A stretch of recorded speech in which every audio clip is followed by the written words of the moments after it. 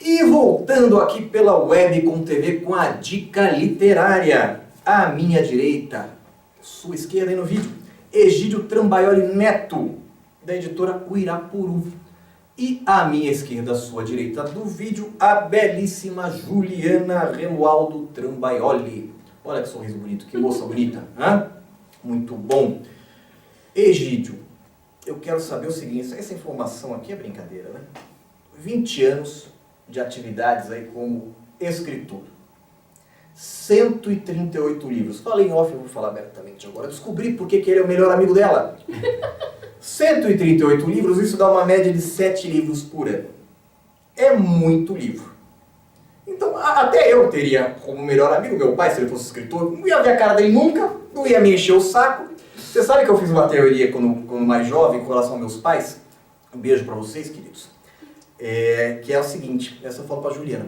Pai e mãe só é burro dos outros pra gente chamar de tio e tia, porque os nossos só enchem o saco. Hã? Ou não? Ou eu tô errado? O Egídio é um cara bacana. Hã? Meus pais também são os queridos. Beijos pra vocês. Maldade, brincadeira.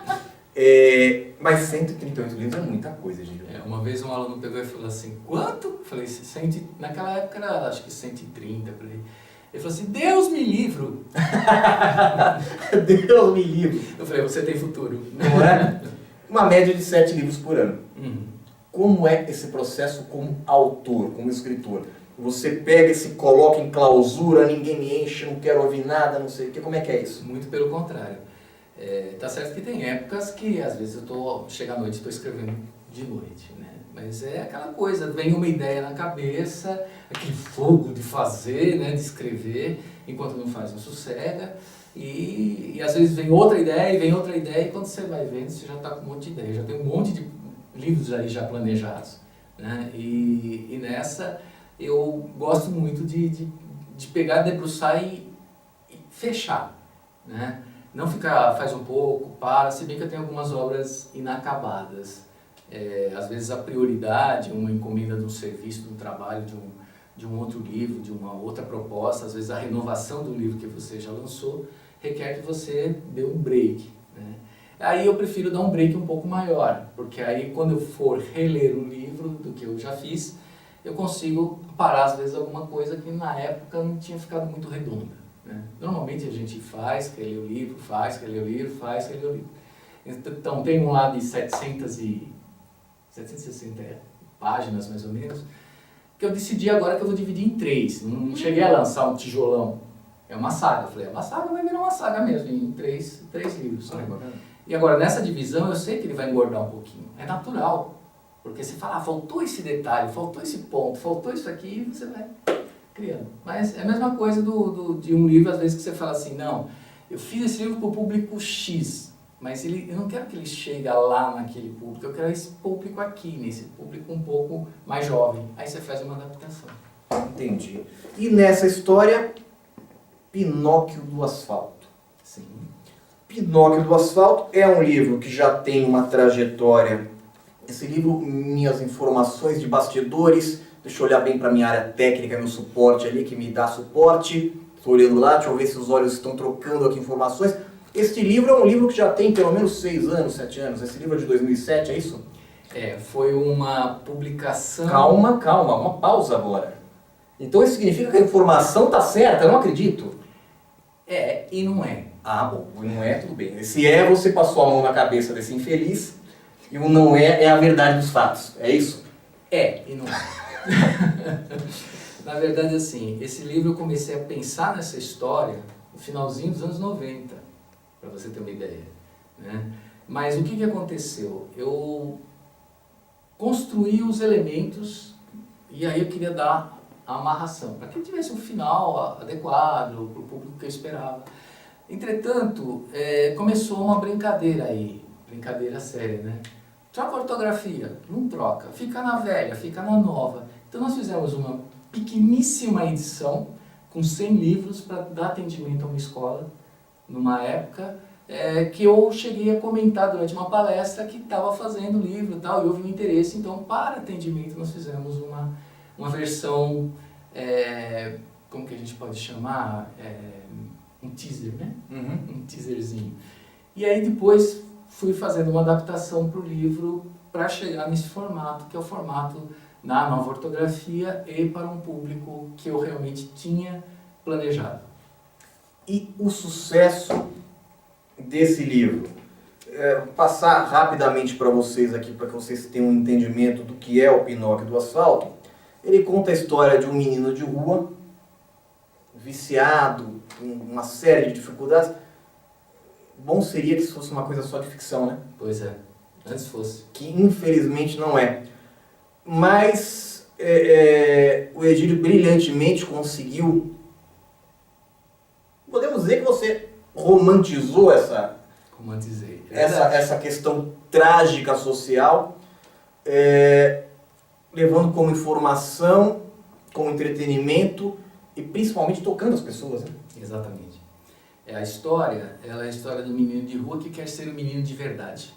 Porque, na essência mesmo, o que é um menino de rua? Ele é um menino na estatística. Ele é um problema social. Ele é uma série de coisas, menos uma criança que tem seus direitos, que tem o carinho, o afeto, tudo que necessita uma criança para crescer e ser um bom cidadão. Né? Então eu peguei o conto clássico do Pinóquio e fiz uma adequação. Um menino de rua seria o Pinóquio, né? Que ele quer ser um menino de verdade. Em vez de ter o Gepeto, aquele fazedor de bonecos, ele é na verdade um viúvo que perdeu a esposa e o filho, né? Quando a criança nasceu, que ele é um faz-tudo. Então ele vai ser uma pessoa que busca alguém como companhia já numa idade um pouco mais avançada. Então ele não quer uma criança pequena, ele quer uma criança já com uma certa idade, e ele opta por um menino já de 12 anos de idade. Né? E a história conta dessa busca, dessa conquista, desse relacionamento, tanto que no lugar de uma fada madrinha que fala, você vai ser um brinquedo que o bondoso Pinóquio, né, o bondoso Gepeto, ele sempre procurou um filho. Não, não é isso. Na verdade, a assistente social que vai fazer o papel da fada madrinha, ela vai encontrar uma pessoa que tem uma necessidade afetiva de ter um filho e uma criança que tem uma necessidade de encontrar algo que ela nunca teve, uma família, por mais pequena que seja. Né? E ele vai ter o seu melhor amigo, que vai muitas vezes funcionar como sua consciência. Da mesma forma que vai ter um que quer levar ele de volta para o tráfico, de volta para a criminalidade, que vai funcionar, que é o tal do João Honesto. Sim. Né, que leva o Pinóquio para a ilha, né, para aquela coisa de tudo parece maravilhoso, mas na verdade não é. Né? Então quer aliciar o garoto como aviãozinho. E aquela ideia do tráfico, né, que acaba envolvendo toda a cidade, é um paralelo entre a baleia da história do Pinóquio, que engole todos, né? Ela engole, o tráfico faz isso, ele engole a sociedade, ele alicia crianças, ele faz com que haja mortes, pessoas que morram pelo efeito da droga ou morram pelo tráfico mesmo da droga. Então é o grande vilão, né? Ele é um contexto, não é um vilão o ser humano, mas sim um vilão, um contexto criado pelo próprio homem para tirar benefícios das pessoas, mesmo que isso custe a vida. Lembrando deste paralelo, essa questão da marionete, né, que era o Pinóquio, que você muito bem associou com essa história do menor, o Pinóquio do Asfalto, me lembrou de uma coisa que falamos em off também, que você me comentou da sua ida à Bahia, no projeto de apresentação do livro, com a participação do como chama ele? O Global lá? O Lázaro. O Lázaro Ramos, etc. e tal, a questão das crianças não terem acesso à livraria por serem de rua, essa coisa toda. Você me comentou nesse papo também. Da biblioteca.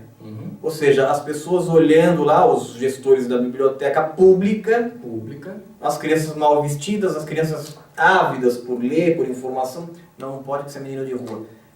Muito essa questão, né? Muito essa questão. Muito da marionete que são essas crianças na mão da sociedade, né? Que é uma coisa terrível. Exato. E esse fato, por exemplo, que eu contei da criança recebendo o livro, foi exatamente ao lado da biblioteca. Eu perguntei por que vocês não vão à biblioteca? Eles não nos deixam entrar. Essa foi a resposta que eu obtive. E quando eu estava lá no evento do lançamento do Lázaro Ramos, né?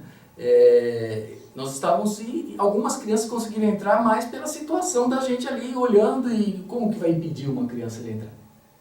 Então eles entraram, participaram, conversaram com o Lázaro. Ele é uma pessoa super carinhosa, ele tem uma preocupação muito grande com essa questão humana, com essa criança dos menores, ele ajuda muito, ele tem uns trabalhos sociais fantástico, mas ele não é uma pessoa de chegar e ficar falando, né? Ele é embaixador do Unicef, então ele tem uma preocupação muito grande com isso. Apesar de ser um camarada que está à frente das câmeras, ele age muito pelos bastidores, que é extremamente importante. E age de modo bom, né? Porque tem muita gente que age pelos bastidores fazendo besteira. Ele muito pelo contrário, um cara íntegro mesmo. Pergunta a dona Juliana, que toma conta das coisas na editora O Irapuru.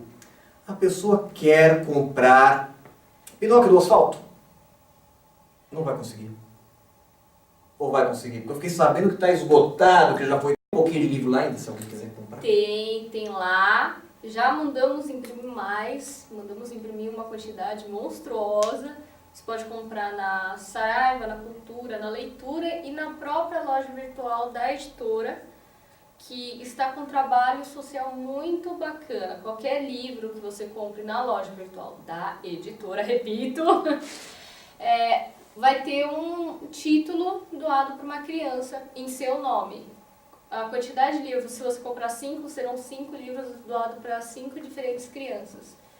Então, é uma iniciativa da editora Irapuru, em parceria com a história do Pinóquio. Cada livro, olha que interessante, cada livro que você comprar não precisa ser o Pinóquio.